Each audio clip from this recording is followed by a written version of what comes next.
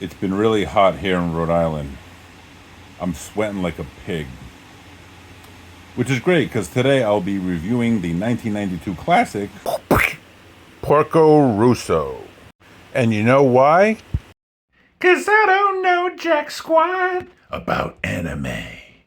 But I'm gonna learn with all of my friends. Will you be here when my quest ends? So Porco Rosso is an anime about this pilot right before World War II, it's at the like 1920s, 1930s, who's half man, half pig. He's human with a pig for a head. It starts out where he is kind of lives this lazy existence, wants to be left alone. But whenever air pirates show up, they call Porco Rosso to take care of it. He's this bounty hunter type of character.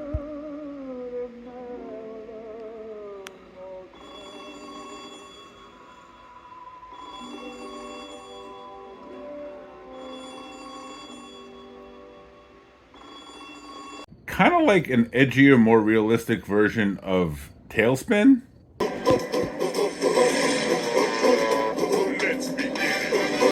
Like, he reminded me a little bit of Baloo, a little more gruff of a character. It reminded me of TaleSpin. And he has a plane that's not as big as the Sea Duck, but that's his baby and stuff. He, like I mentioned, he has a pig's head, and it's not really explained, but it's implied that he was under a spell. Someone cast a spell on him. That's why he has a pig's head. And all the other characters are human. It's a period piece that takes place in, like I said, the 20s. And this Porco Rosso fought in World War I. And somewhere around that time, the spell got cast on him. And they never explain it much. But he has a very interesting life. He has friends from before when he was human. A woman that loves him.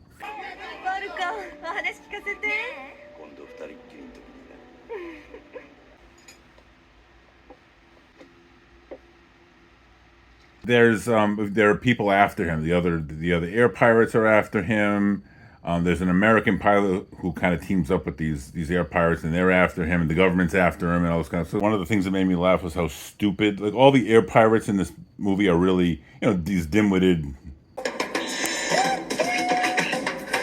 bad guy characters. Again, TaleSpin. It reminded me of.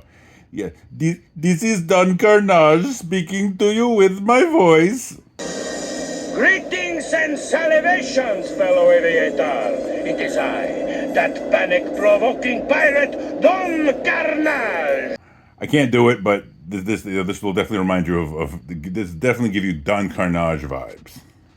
At one point, he needs his plane to get repaired, and so he goes to this old friend of his who has a shop where they repair planes, and all the guys working there are women.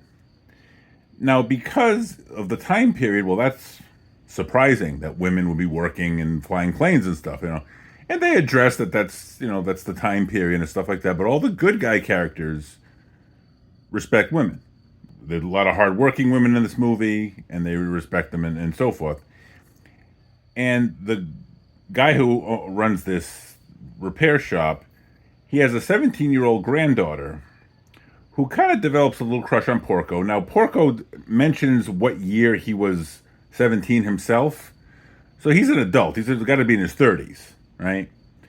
She has a little crush on him, which, but the grandfather says to him, keep your hands off my granddaughter. And he does, like of course he would. He's not that kind of pig. But then there's a bad guy who tries to force this 17-year-old to marry him. So anything in this movie that would be considered problematic today, it's always done by the bad guys. So, some good role models. It's a very funny movie. The first scene where the air pirates take all these little kids hostage, and they're so excited to be hostages of air pirates. They think air pirates are so cool. Yay, we're hostages! Like, it's really funny.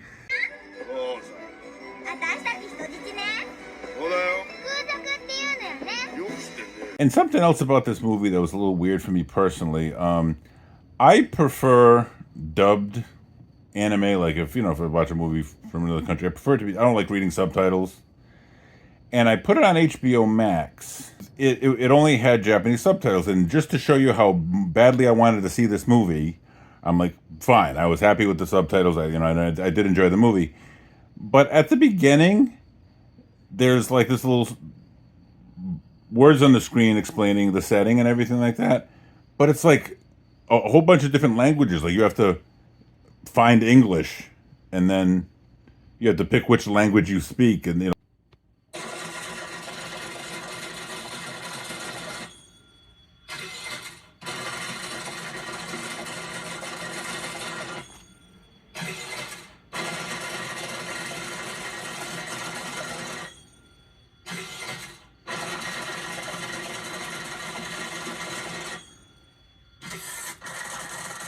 got all that? I had never seen something like that before. The animation's really great, and a lot of funny moments. So, like I said, it's a lot like TaleSpin, but like just for a slightly older audience. And the simple fact that they don't explain much about how Porco Rosso came to be. Maybe there's a manga out there that explains it or whatever. That's why I'm going to give this movie 4 bacon strips out of 5, because that's, I would have liked a little more explanation. There's like there's a backstory where like he flew really high and saw a city in the clouds. That's like the most explanation. Some magical thing he saw, but they don't explain why he's a pig. But overall, it's a really funny anime with a lot of likable characters. The action's great, like there's a lot of dogfight scenes and with all the planes in this, and it's a great movie to start off this channel. My first review. So yeah, four bacon strips out of 5. If you like this review, feel free to like and subscribe and comment an anime movie that you'd like me to review in the future. And as always, this video is sponsored by Turtle Rocket Books, top shelf quirky sci-fi that takes place in the same literary sci-fi multiverse.